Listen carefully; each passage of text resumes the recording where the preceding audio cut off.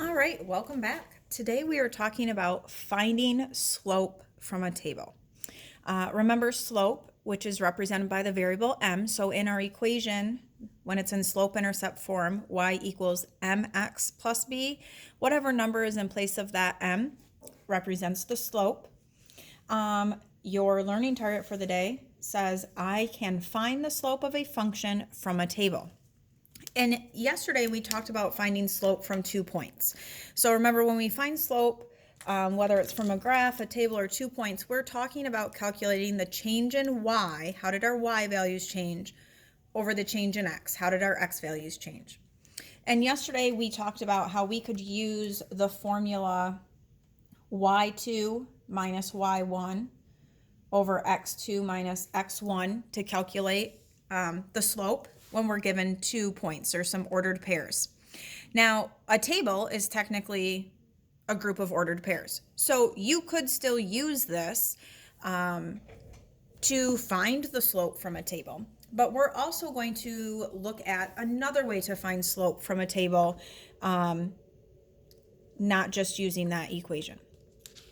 So we know that we can look at a table and that this is an ordered pair. -10, -8 is an ordered pair. -5 is an ordered pair. But we're going to look at them as y values and x values. So our success criteria, or your goal, what do I need to do to make sure I'm being successful, is to first look at the y values and find the pattern or the rule. So first we're looking at the y values and we're trying to find what is changing with our y. And then we find the change in y. Second, we're going to look at the x values and find that ruler pattern to find our change in x. Then we can calculate the slope, which again is the change in y over the change in x. So I'm going to cover this part up and we're just going to look at our y values first. So if I'm looking at this table and I just want to focus on my y's, I'm going to look at these and I'm thinking to myself, what did I do from -8 to get to a -5? And a -8 to -5 means like I increased by 3 or I moved +3. Now, I'm not just automatically going to say that's my rule. I have to make sure that rule is true for every section of my y values in my table, because there will be times where it could be true in some places, but not other places. So is it true that -5 plus 3 gives me a -2? I agree, it works there as well. Is it true that -2 plus 3 gives me a +1? I agree. So my change in y is that I increased by 3, so +3. And now we're going to do the same thing, but we're looking at our y's. Or I'm sorry, we're going to do the same thing, but look at our x's. So I'm going to cover up these y's, and now we're going to say, okay, what am I doing with these x values? How are those changing? So what did I add to it, or what did I take away, or did I multiply? So I started at a -10 and I went down to a -5. So that means this changed or increased by 5 because my negative got smaller. So is it true that -5 plus 5 is 0? So -5 and +5 gives me 0. I agree.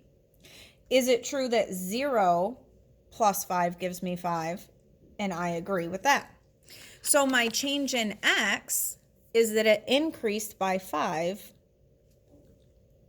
So if I put these together, the slope of this table, my change in y was a 3 and my change in x was a 5. So the slope of my table is a +3, +5. So if I were to graph this, I would start at my y-intercept, which is -2, and I would go up 3 over 5, up 3 over 5, because my slope is going up 3 over 5. All right, let's do the same thing, but let's look at the second table. So again, we first want to figure out what is our change in y. So how are my y values changing in my table, and how are my x values changing in my table? So if I'm going to cover these up, notice these are the same tables because this one, I'm sorry, this one wanted us to use our new rule. So now if I'm going to pick, they want us to compare it with what we learned yesterday. So I'm going to pick two ordered pairs. We'll just go ahead and we will pick -10, -8, and -5, -5. And let's just double check. Like, does that rule hold true? Will I still get a positive 3/5? So here's the two ordered pairs that I'm going to use. And we're going to plug it into yesterday's formula. So yesterday's formula, remember, is a y2 minus y1 over x2 minus x1. So we're going to go ahead and here's my y2. So I have a -5 minus -8. And then my x2 is also a -5 minus, but this time it's a -10. Now, when we learned our integer rules, we learned that subtracting is the same as adding the opposite.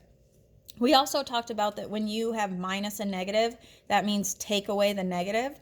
So a -5 minus -8 actually becomes a -5 plus 8.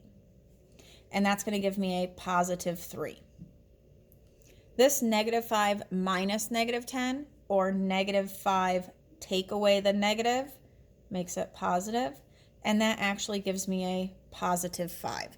So if we notice, we got the same slope whether we used 2 points or the table. So let's go ahead and take a look at the bottom and see if we can get some of these. So the first thing that I want to point out is we know what the y-intercept is. We've been talking about this. So our y-intercept is whenever x equals 0, that y value is your y-intercept. So that positive 7 would be where it crosses the y-axis. So let's take a look at these. If I look at my y values first, and I say, what's happening from 3 to 5? Well, it looks like I'm increasing by 2. So is it true that 5 plus 2 is 7? I agree. Is it true that 7 plus 2 is 9? Yes. So my change in y is a 2.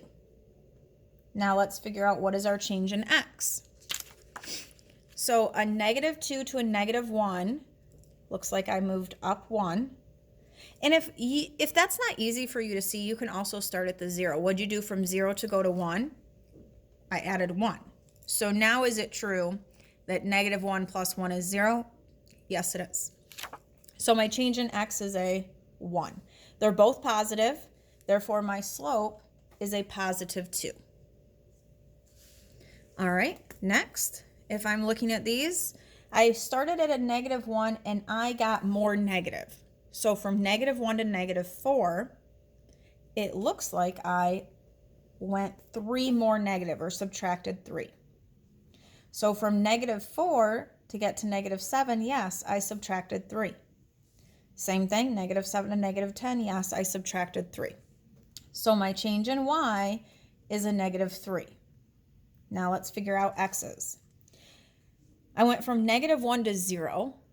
So that means I'm adding 1. 0 to 1, yes, I added 1. 1 to 2, yes, I added 1. So my change in x is a positive 1. So because one of these is negative, that means my whole slope is a -3. So when I graph this, I'm going to be starting at -4 and I'm going to go down 3 over 1, down 3 over 1. So my graph is going to go down. All right, last one. We go from a -17 to a -13. So I was adding something because I'm getting more positive. So it looks like maybe I added 4. -13 plus 4, yes, I agree, that gives me -9. -9 plus 4, I agree, that gives me -5. And -5 plus 4, I agree, gives me -1. So my change in y is a positive 4. My change in x, it looks like these are just increasing by 1. Every one of them goes up by 1. So it's going to be 4 over 1. They're both positive, so my slope is a positive 4. So again, we have 2 points, or we can just look at the patterns or the changes in X and Y to figure out our slope from a table.